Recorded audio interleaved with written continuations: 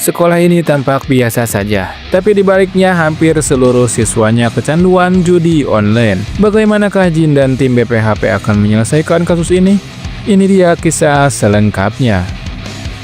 Cerita bermula ketika Biro Perlindungan atau yang disingkat BPHP sedang membahas investigasi narkoba dan perjudian sampai akhirnya seorang bapak-bapak tiba-tiba menerobos masuk membawa setempuk berkas. Kita panggil saja dia Pak Yadi ya. Dan Pak Yadi pun menjelaskan kasus putranya yang bernama Lee Jae-hyun yang terjebak judi online sampai hutangnya tembus puluhan juta won.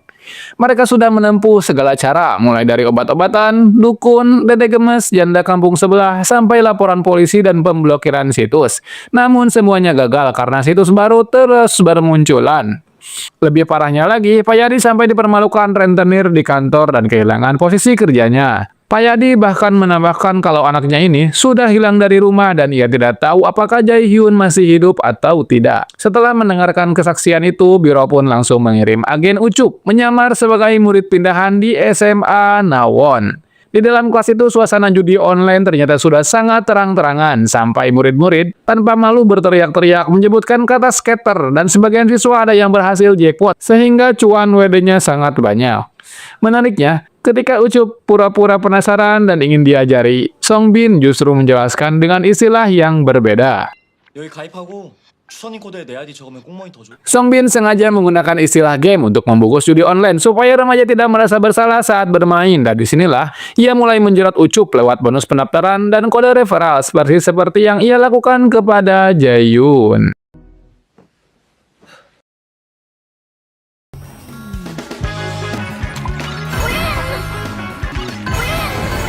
Nah, kan Ucup di sini udah ketagihan skater dia.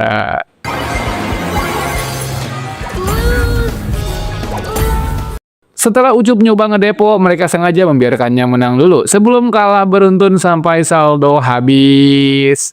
Tetapi di titik itulah Song Bin menawarkan strategi menuju masa depan suram, yaitu menggunakan taruhan setiap kalah supaya satu kemenangan saja bisa menutup semua kerugian. Saat Ucup butuh modal, Song Bin pun dengan IQ 55-nya langsung menghubungi rentenir. Inilah jebakan sebenarnya. Soalnya dari pinjaman 1 juta won yang agen Ucup minta, uang yang masuk hanya 800.000 karena langsung dipotong bunga awal 20%. Lebih parahnya lagi, dengan bunga harian 3% hutang itu akan membengkak menjadi 2,4 juta. 19 juta dalam 100 hari sampai 48 miliar won dalam setahun. Waduh. Karena nomor orang tua Ucup sudah dicatat oleh rentenir, panggilan penagihan pun masuk ke Handrim yang didaftarkan sebagai ibunya. Handrim sengaja memancing penagih dan menolak membayar agar BPHP bisa melacaknya sampai ke bandar. Tapi sialnya saat pengawasan dimulai, Handrim justru teralihkan oleh ibu-ibu tukang tetiok boki di pinggir jalan. Sehingga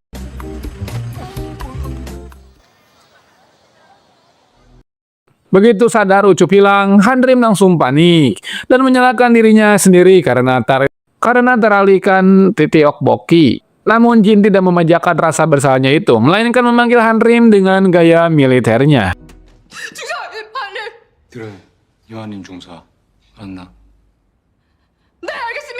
Sementara itu Ucup pun dibawa ke sebuah markas judi yang penuh komputer, lalu dipaksa bekerja mengirimi pesan promosi ke calon korban baru. Saat ia diam-diam mengetik "aku diculik" di salah satu layar pun, Jae-hyun yang juga ada di sana langsung memperingatkannya kalau seluruh tempat ini dipantau oleh CCTV. Dan para gangster judol selalu mengawasi lewat monitor sehingga pesan itu terkirim mereka pasti langsung ketahuan. Sialnya akibat perbuatan Ucup tadi, jadi Jae-hyun lah yang justru dihajar habis-habisan oleh para gangster karena dianggap meninggalkan pekerjaannya. Karena jalur biasa sudah terputus, Ucup pun memanfaatkan kesempatan lain saat ia mendengar bos mengeluh kalau server Kamboja mereka sedang error.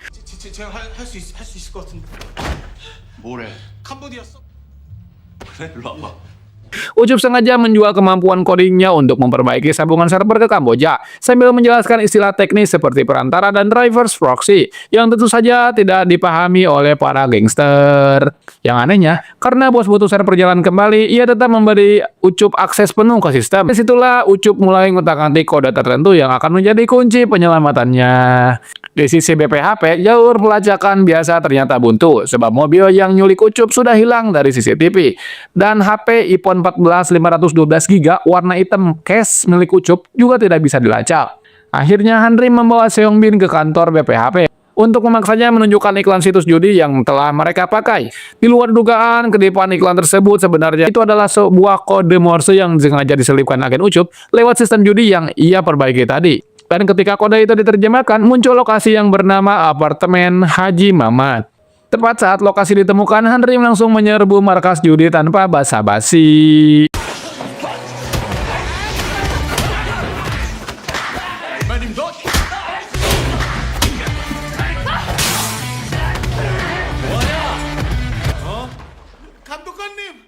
Ucup pun berhasil diselamatkan dan Jin langsung mengincar target utama yaitu bos jaringan judi ini.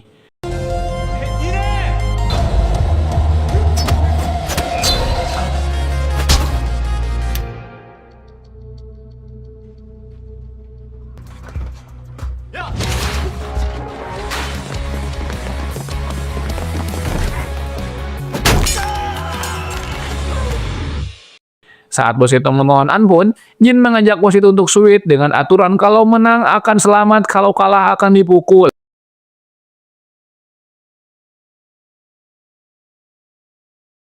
Permainan berjalan, bos akhirnya sadar kalau apapun yang ia pilih, ia tetap kalah.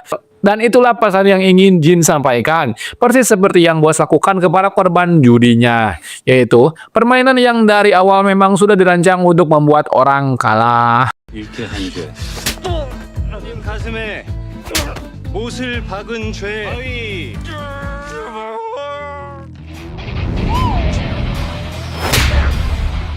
Setelah itu polisi langsung menangkap seluruh gangster, sementara Jae-yoon ditemukan dalam kondisi trauma yang sangat berat. Di sisi lain, keluarga ayah Jae-yoon yaitu Pak Yadi bertemu Menteri Choi dengan rasa malu sebab selama ini dia hanya menyalahkan anaknya yang dikira kabur dari rumah. Padahal ternyata Jae-yoon diculik dan dipaksa melakukan kriminal. Choi pun menenangkan kalau justru karena sang ayah tidak menyerah dan tetap melapor, Jae-yoon dan korban lainnya diselamatkan.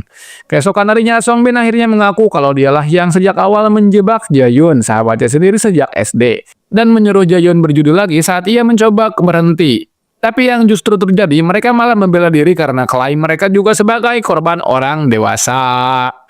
Tapi Jin pun langsung membalikan argumen itu dan mengatakan kalau korban sebenarnya bukan mereka, melainkan orang tua yang kehilangan tabungan, rumah, pekerjaan sampai harus berlutut memohon dan ditampar di depan publik demi menyelamatkan anaknya. Dan inilah cara Jin memaksa anak-anak itu sadar kalau status mereka bukan korban, melainkan pelaku. Sebagai bentuk pertanggungjawaban, anak-anak pun diberi hukuman mengembalikan sisa kerugian sebesar 98 juta won sambil bekerja di dapur restoran. Ponsel mereka bahkan disita dan digantikan dengan alat message sederhana supaya mereka paham kalau kebebasan harus dibayar dengan tanggung jawab.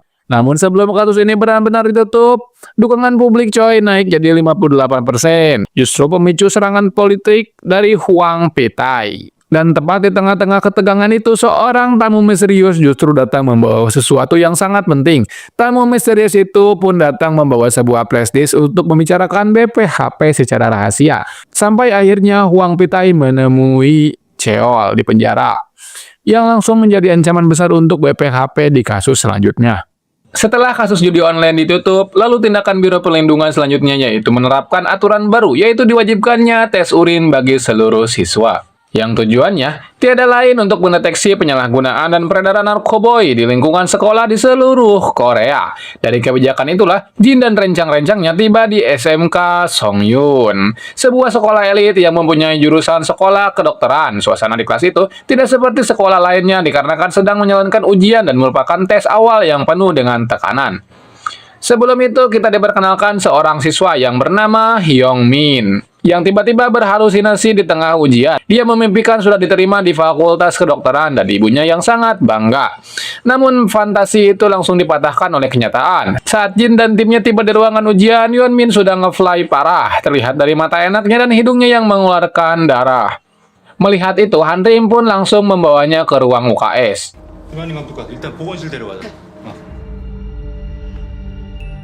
Namun saat orang tua Dongeng itu datang untuk menjenguk Yeonmin dengan tululnya, bukannya menanyakan gimana kondisinya, dia justru bertanya berapa total jawaban yang sudah ia jawab di ujian. Saat Yeonmin bilang kalau tubuh dan pikirannya terasa aneh, si Dongo ini malah menyuruh Yeonmin untuk kembali ke ruang ujian dan memberikan obat yang ia bawa sendiri. 우리가 그동안 해왔던 노력 물거품 만들면 안 되잖아. Dari kondisi Yeonmin yang memprihatinkan, Jin pun memutuskan untuk melockdown sekolah dan melakukan pengecekan urin. Saat hasil tes urinnya akan dibacakan, para orang tua kolot ini datang berbondong-bondong untuk menarik anaknya yang disuruh ikut les bimbel. Karena mereka menganggap masa ujian ini lebih berharga dibandingkan nyawa sekalipun. Lalu para orang tua ini pun menyombongkan diri kalau mereka adalah yang paling berpengaruh di Korea, sambil menantang BPHP berani atau tidaknya melawan mereka. Namun Jin menjawab keakuan si ibu dengan tenang sambil menegaskan justru karena banyak nyawa yang sudah hilang, itulah BPHP datang.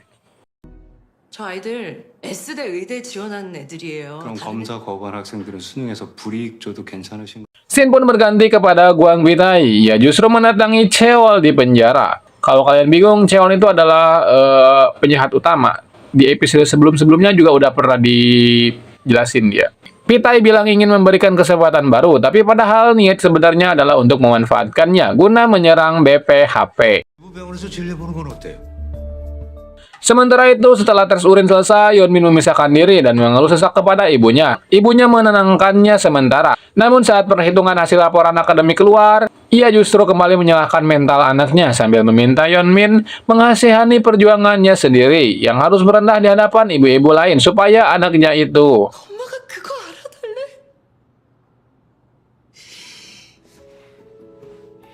Untuk mengetahui mengapa ibu Yeonmin sampai sebegitunya, cerita pun mundur ke beberapa tahun sebelumnya saat ibu Yeonmin pertama kali mendatangi konsultan akademik SMA Songyun.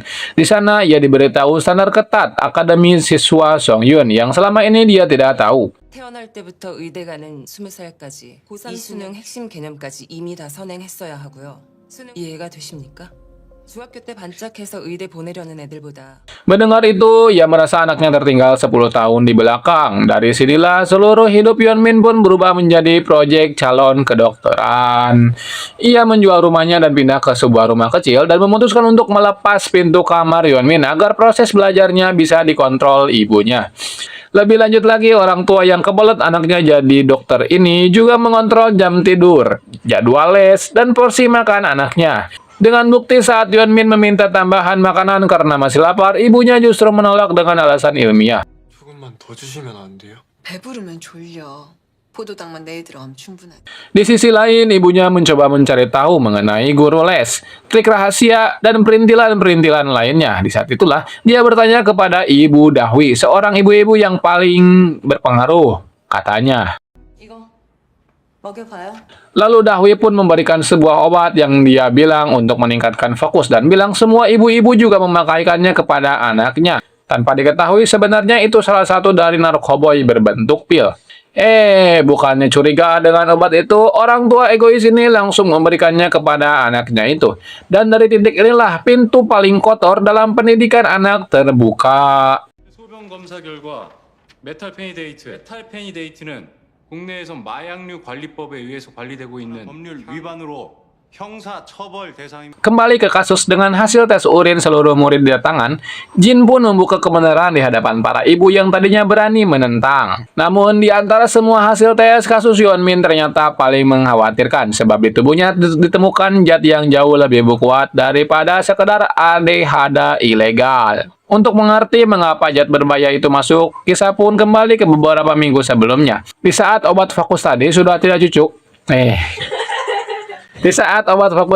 tidak cukup lagi membuat nilai Yeonmin naik, ibunya pun masuk ke percakapan gelap di komunitas online, mencari obat yang paling efektif sampai akhirnya ia ditawari sesuatu yang disebut dengan obat peringkat 1 kedokteran.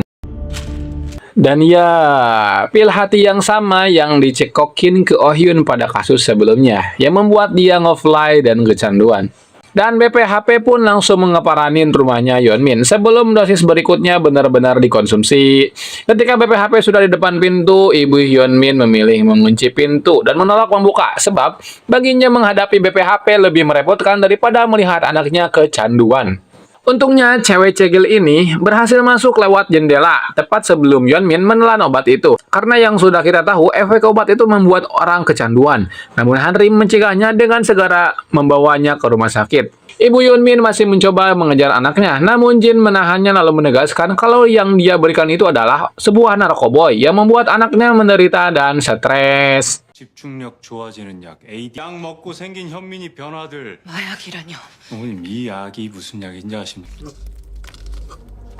Namun gak habis fikri, orang tua kebelet ini masih kekeh menjelaskan bahwa kedokteran lebih penting daripada segalanya. Sehingga Jin pun memutuskan untuk memisahkan korban dari pelaku sesuai prosedur kekerasan anak sambil menjatuhkan satu kalimat yang membalik seluruh pola pikirnya. 보호국은 지금부터 아동학대 가해자와 피해자를 분리 조치하겠습니다. 직접 가시죠. Setelah di rumah sakit, Yeonmin yang masih terpengaruh obat itu mulai tantrum, membenturkan kepalanya ke dinding kaca sampai pecah. Setelah Yeonmin diamankan ke ruang perawatan, Ucup pun menjelaskan kenapa ia begitu peduli pada anak itu. Sebab dulu ibunya sendiri juga ingin Ucup masuk ke kedokteran, sehingga ia tahu betul bagaimana hidupnya hancur karena ambisi orang tua. Sementara itu, Jin pun menjatuhkan hukuman edukatif paling absurd untuk ibunya. Ia membuat ibunya merasakan semua tekanan dan siksaan psikologis yang selama ini dia berikan kepada anaknya, seperti mengatur menu makan, kontrol kalori, suplemen agar tidak mengantuk, sampai jadwal tidur ekstrim yang membabi buta. 17시 30분. 밥 시간 안 됐습니다. 좀만 더 잘게요. 방해되는 것 같아서 없애버리려고요. 여기 방문도 그래서 없애신 거잖아요. 보충. 뭐예요? 이거 식단표대로 드리는. Di rumah sakit, Yeongmin yang sudah bangun langsung meminta obat kepada Ucup sambil bilang bahwa dia bisa mati kalau tidak minumnya. Ia lalu memberitahu bahwa obat itulah yang justru membuat hidup dan pikirannya hancur. 쉽게 하는 것도 다 끊자. 의대면 의대도 끊고. 어떻게 엄마를 끊어요? Saat si ibu sudah muak dengan hukuman ini, dia bilang kalau dia menjual rumahnya dan rela hidup di tempat kecil, bahkan rela dipermalukan ibu-ibu lain, itu semua demi anaknya. Namun Jin justru membalik seluruh klaim pengorbanannya itu dengan satu kalimat tajam. 어머니가 현민이 위해서 희생한 게 아니라 현민이가. Setelah disadarkan kalau kedokteran ternyata bukan mimpi miliknya sendiri, dan Yeonmin pun mengakui tidak tahu apa yang sebenarnya dia sukai sebab ia bisa menyebut ratusan hal yang disukai ibunya, tetapi tidak satu pun tentang dirinya. Ucup kemudian mengajaknya ke perpustakaan bersama Hanrim untuk mencari minatnya sebagai anak biasa. Beberapa waktu setelah kondisinya stabil, Jin akhirnya memperbolehkan ibu Yeonmin menemui anaknya. Awalnya ibu Yeonmin terlihat lega, namun refleks selamanya kembali kambuh. Saat ia datang, ia langsung menanyakan kembali soal belajar dan ujian. Tepat di titik itulah Yeonmin mengucapkan kalimat yang selama bertahun-tahun dia simpan sendirian. Ia menegaskan kalau dirinya tidak mau lagi hidup tanpa tujuan dan hanya menuruti perintah ibunya. Sambil menambahkan satu kalimat lagi yang sebenarnya paling ditakuti ibunya, yaitu meski dia tidak masuk kedokteran, ia tetap anak ibunya. 하던 응원해 주세요, 엄마. 엄마 인생 사셨으면 좋겠어요. Sebagai penutup kasus, BPHP menggelar konferensi pers nasional sambil membuat kebijakan baru yang dampaknya akan memutus seluruh jalur obat ilegal di sekolah. 수능 전 검사를 실시하여 사이에서 공부 잘하는 약으로 알려진 고등학교를 전수조사한 결과 Namun di sini Jin justru tertarik pada satu tanda di tengah pil yang dibuat oleh para pengedar sebagai semacam merek dagang. Tanda itu terasa sangat familiar baginya sebab ia pernah melihatnya di salah satu halaman lama diary milik Gayun. Para pengedar sedang panik berat menemui Cheol. Mereka menyadari kalau jalur penjualan obat di sekolah benar-benar tertutup gara-gara BPHP, sehingga mengatakan satu solusi yang lebih radikal, yaitu menyingkirkan BPHP sebagai akar masalah utamanya. Kalian gak akan nyangka plot twist dari orang ini. Dia kelihatannya polos dan lucu, tapi sebenarnya dia lebih berbahaya daripada preman pasar. Dan episode 8 ini pun sampai di sini. Dan untuk ceritanya akan berlanjut di episode 9 dan 10 nanti. Jadi nantikan kelanjutan ceritanya hanya di channel Mang Robert. Kelanjutannya akan segera diupload begitu Mang Robert beres ngeditnya. Jadi jangan lupa buat like dan subscribe channel ini agar kalian dapat notif ketika cerita lanjutannya di-upload. Akhir kata, Mang Robert pamit. Rawr.